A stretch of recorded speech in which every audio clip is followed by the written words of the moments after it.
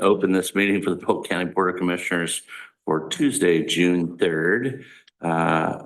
And we're almost a full board this morning. Commissioner Gordon is out at an AOC conference, so he's excused. Please join me in the Pledge of Allegiance.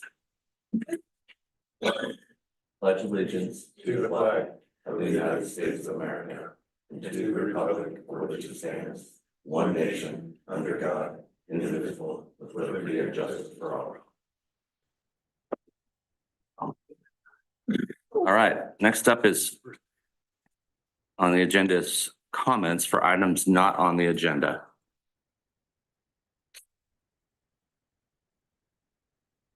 Okay. Hearing none, next up is the approval of the agenda. So move. And I will second. All those in favor signify by saying aye. Aye. Aye. Approval of minutes of May 27th. So move. And I will second. All those in favor signify by saying aye. Aye. Aye.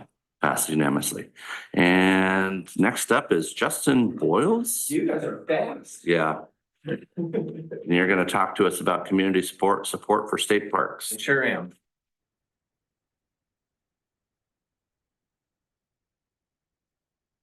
Hope everybody's doing well this morning. Thank you. Yes. You can all hear me. Yeah, so my name's Justin Boyles. I am the conservation advocate with Environment Oregon, and I'd reached out to all of you individually. Nicole had recommended that or opened up the opportunity for me to come talk to you in your meeting today, which seems really efficient, not to talk to each one of you individually, but have the opportunity to talk to you about our state parks. You might be questioning right up front why a statewide conservation advocate from a statewide environmental group is here to talk to a county board. And I just want to underscore that, as a statewide group, we're only as strong as our smallest members. So we are a heavily citizen funded organization. And so building up from there, I also took the opportunity to go to the city council meeting in Dallas last night. I'm working to connect with rural Oregonians and specifically around building community support for our state parks, which we believe are an amazing asset. So that's what I wanted to talk to you about today. And see how easily I can. There we go. So who am I? First off, I'll start with an admission. I am not a native Oregonian. I do not live here in Polk County. I grew up in the Midwest and I live in Portland, but I've spent the last 20 years of my life working to protect Oregon's environment, regardless of county or watershed, city. We work to protect our natural places, and that's what I've been working to do since I've been out here. Environment Oregon, like I said, and like the name implies, is a statewide citizen-funded environmental organization. Everything that we do revolves around protecting our natural world. So we value clean air to breathe, clean water to drink, open spaces teeming with wildlife to be able to enjoy, the building blocks of what makes our lives so great. So that very basically is what Environment Oregon does. We engage in everything that it takes to win successful results, tangible results for our environment. Everything from research to public education to grassroots organizing to advocacy and litigation. And we do that, once again, all on behalf of our environment. And now for really the core of what I wanted to talk to you all about. So you may or may not know this, but Oregon state parks are absolutely amazing. So you have some here in Polk County, but all across the state, we have a rugged coastline all the way to the high desert in Eastern Oregon. Everything from lush forests to mountains, pristine lakes, cascading waterfalls, all the forests in between. And I think another thing that makes our parks so amazing is that they cater to every level of recreational enthusiasts. So hikers, anglers, families, and anyone that wants to get outside, our state parks are there to offer that opportunity to them. Our state parks also consistently rank among the top 10 in the nation. There are more than 50 million visitors to our state parks every single year. 52 million daytime visitors to Oregon State Parks in 2023, and 3 million overnight campers in 2023. We boast more than 250 parks, including more than 50 with camping facilities spread across 113,000 acres in our state. They really do offer an unparalleled variety of landscapes. Oregonians consistently demonstrate their love for these special places. But unfortunately, our parks are in trouble. So many visitors find facilities that are in disrepair, campgrounds and trails that are deteriorating, litter that not only deters from the visitor experience, but also endangers the wildlife that inhabit these spaces. And often not enough park rangers to keep our parks clean and safe for visitors to enjoy. Despite those record visitor numbers in recent years, inadequate and unreliable funding sources such as the Oregon State Lottery, RV registration, usage fees are being further stressed by rising inflation, material and labor costs. And, these funding streams really leave Oregon State Parks facing a $215 million deferred maintenance backlog that grows by $15 million every single year. And the Oregon Parks and Recreation Department recently proposed 30 to 40% increase in day use fees to help cover costs. But we see another way to help create a larger, more sustainable funding source for Oregon State Park system so that it can provide the high quality recreational opportunities and have the ability to protect the natural, scenic, cultural, historic sites that make Oregon special. So that's where we get to the potential solution. And this is just, I say potential, not because it's not proven to work in other places, but because it's one thing on the table that could be a good opportunity for us to be looking into as a state. So, Oregon State Park System is not alone in facing funding issues. I actually had the opportunity last year to go to the National Association of Park Directors Conference, which was held down in Alabama, speak with park directors from around the country. And I would definitely say the number one thing on most of those directors' lists is funding issues.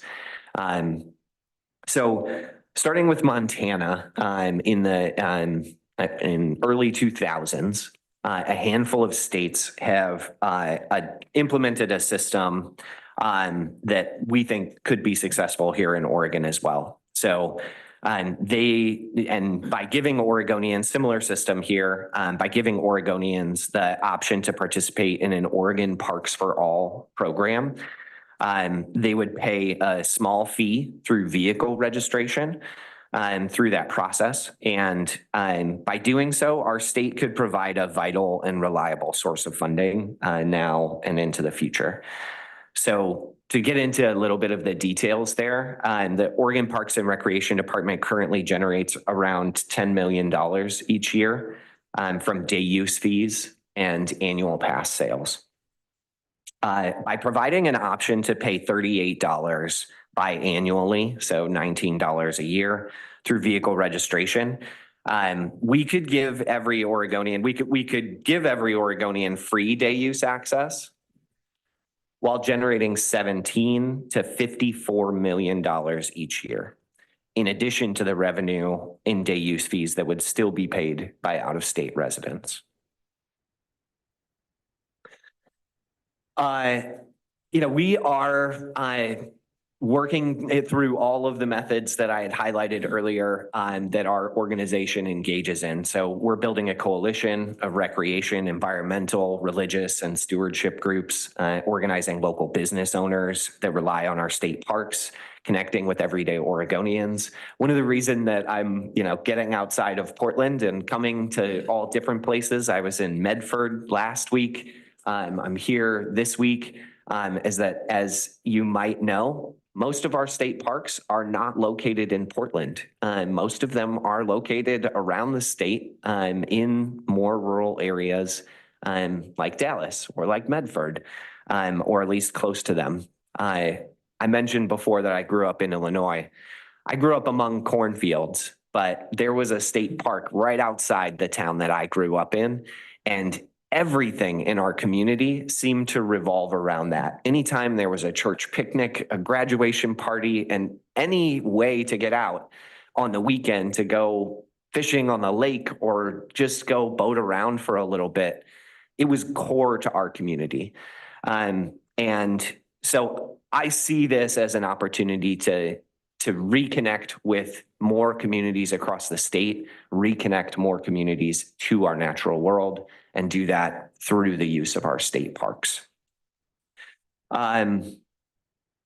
We are, more specifically, I think, in terms of winning this support. So we're conducting a survey to better understand visitors' experiences with our state parks. We'll use that information as well as the people that we meet through this process to bolster our campaign. And like I mentioned, we're traveling across the state to communities like yours. We're leading walks in our state parks with Oregon Parks and Recreation Department staff to see firsthand, just how amazing these places are and how great they can be as assets to help us build more community. But also to hear from the folks on the ground about specific things that make those parks special to the Oregon Parks and Recreation Department, and also what challenges they face as an agency.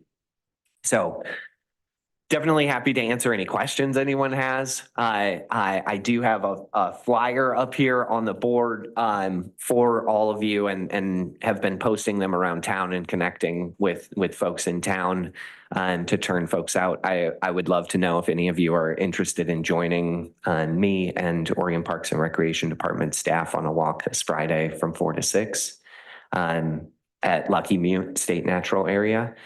And yeah, that's what I've got. Thank you all for hearing me out. I really appreciate the time. Thank you. So I've got a couple questions. One, Yeah. Your fee for the registration, $19 a year. Yeah. That's a wide range, 17 million to 54 million annual. What's the differentiation from one to another? That's just because it's an optional fee. So anything that's mandatory is restricted by the Oregon State Constitution, and that's collected by the DMV has to go to the Oregon State Highway Fund. So the way that you can make this work is to make it an optional fee, actually an opt-in fee. So that's the range includes everything from 25% participation up to 86% participation. And we use those numbers because that's the range that we see participation in other states across the country. So Montana has the highest rate of participation at 86. And then I was just curious if you ever considered most of these state parks were developed and paid for with the logging timber industry. So, and most of them are maintained with the logging and timber industry funds that we received. Have you ever looked at supporting bringing back our logging and our timber harvesting to maintain these and give us the funds that we need from it besides just our parks, for our schools and communities? It's definitely a good question. I would have to look into that. I haven't looked into how much money our state parks actually receive from the timber industry specifically, or natural resource extraction. The numbers that I have from the Parks Department shows that the majority of their money does come from about half comes from the Oregon State Lottery. And yeah, today's funding. Oh, I see. You're saying historically. Got it. Yeah, so I would have to look, I would have to look back into that. That's a good point. I appreciate that Let's be comment. fair. Yeah, Your organization would never support cutting a tree. In fact, your website says, let's stop cutting all trees. I'm paraphrasing.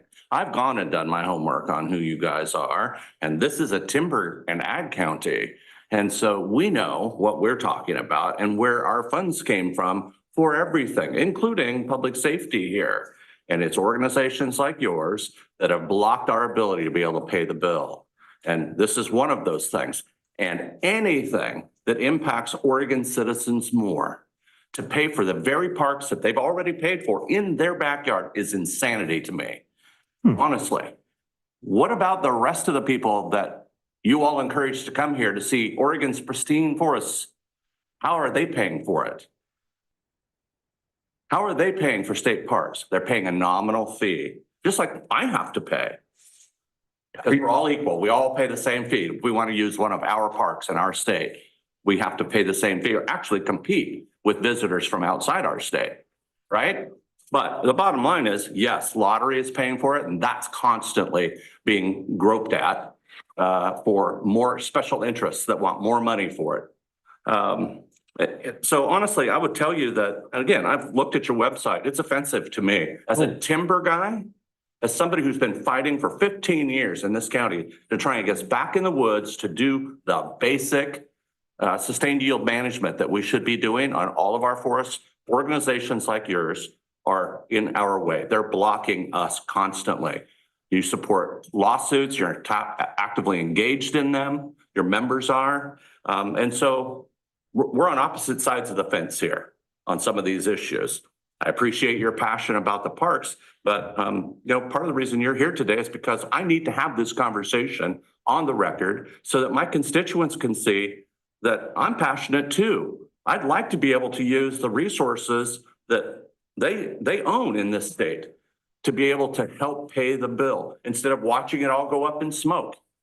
And then have organizations like yours block every attempt to clean it up and reforest it. So, I mean, we have the Oregon Forest Practices Act here. We do a good job. We put a lot of burden and a lot of regulations on the timber industry in this state to a point where they're happy to go buy land in Canada or log in Canada with less restrictions and more access to an open market. So that's where our money's gone. But charging another $19 a year, $38 a biennium, by the way, that's just on a light vehicle registration. That's not on my RV. right. You're already paying a fee on your RV that supports our state parks. Yeah, thank you. So you cited 50 million visitors to state parks. Is that Oregon? Yeah, 52 million to Oregon State Parks, the Oregon Parks and Recreation Department. Okay, so is everything that you cite according to Oregon Parks? Most of it, yes. Okay. I mean, Have you done any or other my follow-up own work to research. See if Dean Runyon and Associates verify that, or any other organization says, yeah, that's an accurate number. I don't know the Dean Runyon Associates. Just using one that comes to mind quickly. That's a tourism organization. Oh, okay. So I definitely have done some due diligence to double check some of these numbers. But those are my primary sources. Yes, the Oregon Parks and Recreation Department and So Travel also Oregon. $150 million of deferred maintenance, is that coming from the department as well? 215, and yes. Okay. And honestly, in Oregon's budget, $215 million isn't a very big number. I mean, it's big to us, but for a state agency, not surprised by that. Ask Oregon Department of Forestry, ask BLM, ask US Forest Service. Their numbers are huge in deferred maintenance. All same problems, by the way. They're broke. They're broke because they don't have any forest development funds coming in to any of these agencies because they stopped cutting trees, because we got to save a marble murrelet, among others. And then do you know how many actual lawsuits your organization is actively engaged in? Environment Oregon itself. I don't believe we're actually involved in any litigation at the moment. At the moment, okay. Okay, well, you can sense my hostility, I'm sure, I can. because. I mean, I appreciate your passion. Well, I mean, the bottom line is I'm speaking for, nearly 90,000 people in this county that are constantly struggling for ways to pay the bill. And any new taxation that's being suggested to them today, for the most part in this county, they're saying, no way. Yeah. Nope, we're not going to support that. So I would not support this. I want to get us back to the resource management that we should have been doing. And we could have done it, but for organizations, I just looked. On your Facebook page, you're blocking anybody and making the accusations that we just clear cut for us. That's what we do. No, we don't. No, we don't.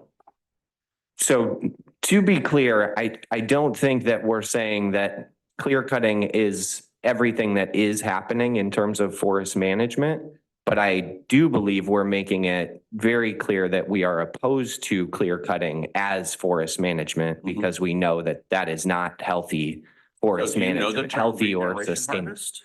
I'm sorry, regeneration harvest in terms of replanting areas? So you don't know the term. Okay. Okay, and so you should learn that because Okay. clear cutting isn't a term we use today. In the 50s and 60s, certainly. I'll acknowledge that. But Okay. today it's called regeneration harvest. And we do harvest trees right down to the forest floor, with exception of leaf trees that are required by law. Okay? Yeah. And so there's no clear cutting. And it's especially doesn't happen on government land, which is 50% of this country. So let's be fair. And again, while you're looking at options and making pitches for new funding to keep state parks alive, let's talk about all the options. And I'm happy to engage in that with you. But if all you're going to do is look at ways to ding people with cars for a fee, I'm not gonna support that. Especially again, if the tourists that we're all encouraging to come here aren't paying an equal share. And I didn't hear that in your pitch. Yeah, I would point out that the idea here is that we give folks an option to pay to support our state parks through their vehicle registration. Out-of-state folks would still be charged a day use fee to use our state parks, just like you are now, but you wouldn't be asked to pay that day use fee under this system. Missed that part. Okay. Yeah. So I pay $19 a year and I get a pass on day use fees? Well, your license plate would be a pass.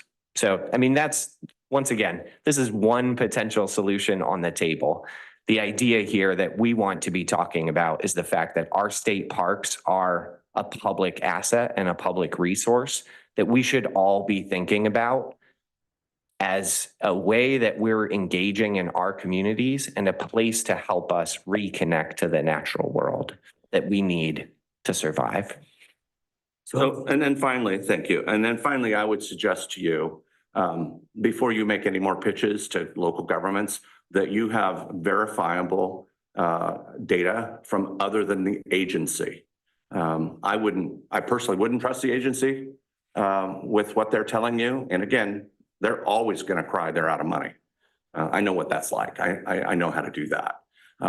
But you should be verifying their data. And, I just think that it would be more beneficial to all of us if we had multiple sources that were telling us how critical this problem is.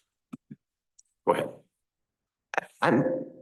Can I ask one follow-up question, just in terms of verifying the data that a government agency is required to submit to the legislature, for example, on the standing of their budget? I guess I'm a little bit unclear as to how you would potentially verify from some. I mean, I'm looking at government documents that I feel like that is verification that is the standing of their budget. Well, if it suits your needs, I suppose you would see it that way. But go back and look at history on Secretary of State audits on agencies and see how verifiable their data actually is. I mean, give me an hour and I can start citing all kinds of agency fraud that's has been perpetuated on us citizens. Yeah. So, and it's current. So, and that would Okay. be if the Secretary of State's office did the audit. They don't. And this particular agency, I don't think there has been one. But if there has, I would stand corrected if you could show me that. That their data is verified by an audit. Okay. I mean, I no, talking about yeah, money. I appreciate that. I appreciate that. And I guess that's, as I'm talking about money and government documents, it feels like one of the most black and white things that I feel like we could be talking about. So that was more where my question was coming from. So that, yeah, I appreciate that. Thank you. So on just your idea, again, I'm against taxes and fees and stuff too. If it's voluntary, but if I voluntarily paid the $19 a year, does that $19 a year stay in the parks and get dedicated only to maintenance? None of it goes to environmental Oregon. It all stays. Yeah, we're not looking to make money off of this. This would completely benefit the Oregon Parks and Recreation Department. Aside from the fact that there would be money built into the income that would support any administrative costs that are burdened by the DMV for collecting and distributing the fee. That means ODOT gets Yes. a cut again. Well, every time. Well, they're doing more work. So they're just being paid for the work that they have to do under this program. So yes. And get Sorry. back to verifiable data. Have you been tracking the challenges with ODOT and the money they want and what they spend? Yeah, giant black hole. It's a Death Star, actually. So you'll find that we're going to be negative on anything that puts more money into ODOT's hands for administrative fees. So It's just when they give money to us, they give us a 3% administration fee. But when it passes through them, it's a 20% administration fee. A lot of things public doesn't understand. Yeah. When you get in this office, it becomes very frustrating. I guess my issue I can understand Justin, is that, you know, part of the reason that you're here today is because I was curious about what you had to say. But I appreciate that. but I also want to, I mean, again, I'm a huge supporter of state parks in this state. I've been to lots of them. That's awesome. And again, I see abuse and challenges. I mean, we had lots of visitors that come here that really couldn't give 2 cents. You know, don't care. They pay the minimum fee that they can get away with so that they can come and use and trash our parks. And the rest of us here have to pay for it. I would like to see a better plan for taking care of our state parks because honestly, they're not gorgeous. They used to be. But, you know, and again, I'll take away the Lucky Mute State Park because yes, it's a state park, but it's a very specialized state park. And it's not going to be used like Sarah Helmick State Park, for example, in Polk County. Helmick is different. Yeah, have you been there? Yeah, I think it's a really nice little park. It's a different park. There's a lot of activities and functions that go on there. Yeah, You can't do the with the same. picnic areas. Yeah, Right? right. Or you shouldn't do the same things. Let's say that. But I assume that a lot of that activity is prohibited at Lucky Mute State Park because it's supposed to be a conservatory. Yeah, it's a natural area versus a state park. Right. So, I mean, again, if the focus here is to get $19 a year from registrations to take care of conservation areas like Lucky Mute State Park, that's a whole different animal than our state parks that people want to come and recreate at. So Well, I think, help us with that distinction too. I guess I consider Lucky Mute, I mean, even though it is a state natural area, having a trail through it, that's recreation, walking, being able to go for a nice walk and, you know, look at the flowers, connect with pollinators, see birds, see the western pond turtle. I think that's a very powerful aspect of our society and the way that we live our lives, that to have that asset available is important. So there are only a handful of our state parks that actually charge a day use fee to use them. Lucky Mute is not one. Sarah Helmick is not one.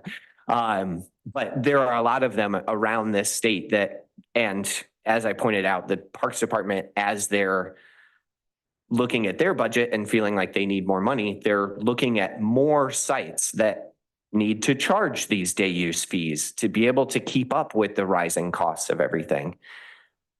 we really start to see that as a barrier to us being able to have access to this public land. There was one aspect that I love going back to when Montana first proposed this policy, which is that these are supposed to be public lands. And really, as soon as you put a fee on someone being able to access that, that's no longer public land. That's not land that we're all free to access as citizens. And so I think that's something that raises an opportunity that or highlights the fact that we just want to have, whether they're a natural area or a state historic site or a state park like Sarah Helmick, these are all opportunities for us to be engaging with the natural world, engaging with our community, engaging with one another. And you know, we see that as an asset that we should be protecting. Do you know how much of the state lottery fund is dedicated to state parks maintenance? I don't believe it's actually earmarked for maintenance specifically. And I don't know. Yeah. So I don't know the answer to either part of that question, which I feel like the other part is what percentage of the lottery money goes to state parks. I know what portion of state park money is funded by the lottery, but not the other way around. The other thing I would invite you, so I would invite you to do your homework on that one. I would also invite you, because the counties have experience with lottery not being lottery funds dedicated from the beginning of legislation and the direction not actually being honored, and us as counties and associations losing our share of what was actually codified in law. So it would probably be important for you to know historically how state park funding from lottery was started and what it was supposed to be. And then again, as part of the audit question, how much is it today? What's happened to it? Because the legislature gerrymanders everything. And I mean, they've done it to us in economic development funds. It's lottery money, video lottery money. We don't get what we're supposed to get.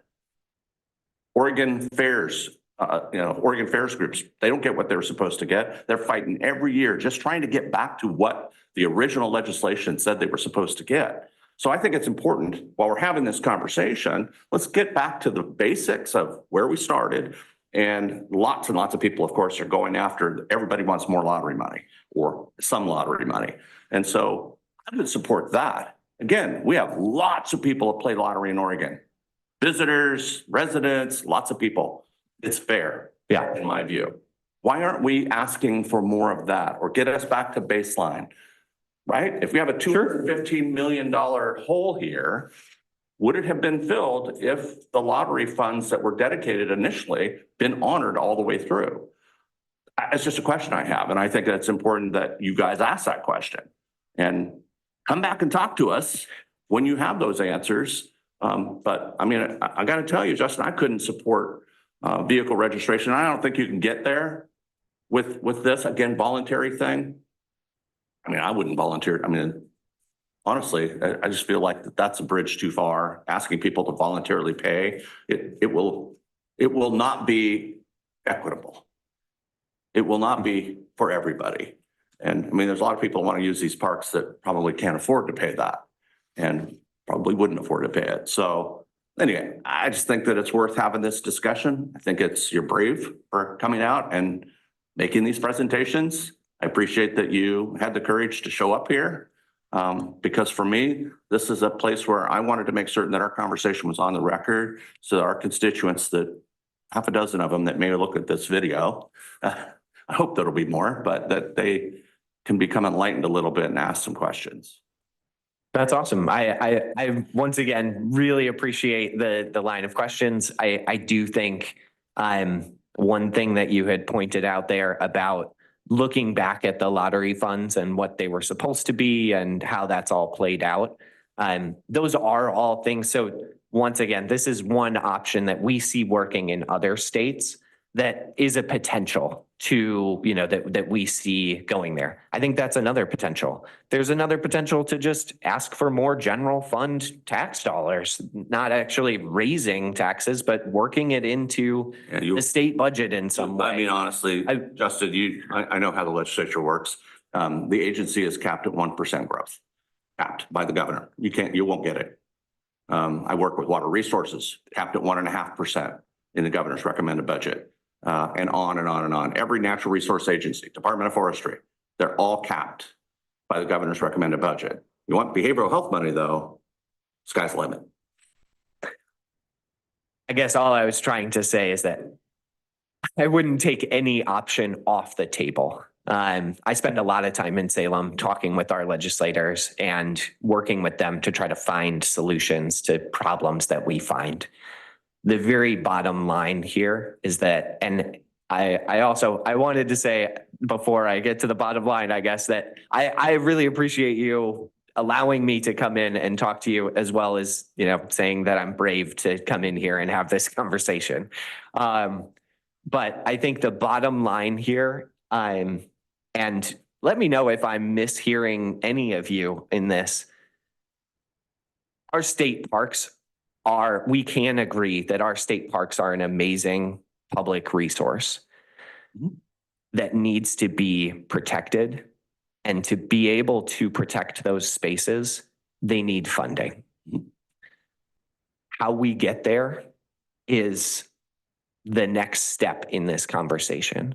But I want to make sure that I'm taking the time to connect with Oregonians all across the state in all different areas to be able to have that conversation. And like I said, conduct a survey to find out, do people actually love our state parks? Would people actually pay a voluntary fee? What is it that they really like about our state parks? How much would they be willing to pay for our state parks? All of those types of questions, because I do think at the end of the day, as Oregonians, and back to the beginning where I started, I'm not a native Oregonian, but I do think there's something here in Oregon that we have a deep respect for our natural places, and we want to see them protected for future generations. So that's where I would leave it. Thank you for your time. Yeah. Justin, I just got Yours. one thing I'd like to point out. Every time we get the opportunity to talk to environmental groups and environmental people, I was bringing up what's happening in our city streets, roadways, and waterways, which directly flow through all these parks. And everything that we want to protect, we step over and don't even look at them. And that's the homeless issues we have around our state. And it's not just here. We have a lot more of it around the Portland, Salem, and the I-5 corridor than the rest of the state. But I never hear any group stating we need to keep the homeless 150 feet from any rivers or streams, or not allow them to trash our beautiful state with their garbage and litter and human waste directly into our waterways. They go right into our parks, our coast. I mean, that is something I hope that your group and all of the groups will address. What we are allowing is not acceptable. It's not human to let people live that way. And there should be laws against it. Thank you. Yeah, I appreciate that. Thanks for coming. Thank you. Thank you all. Yeah. Okay. We have non-listed items. No, sir. No, sir. Any other business from before the board? Okay.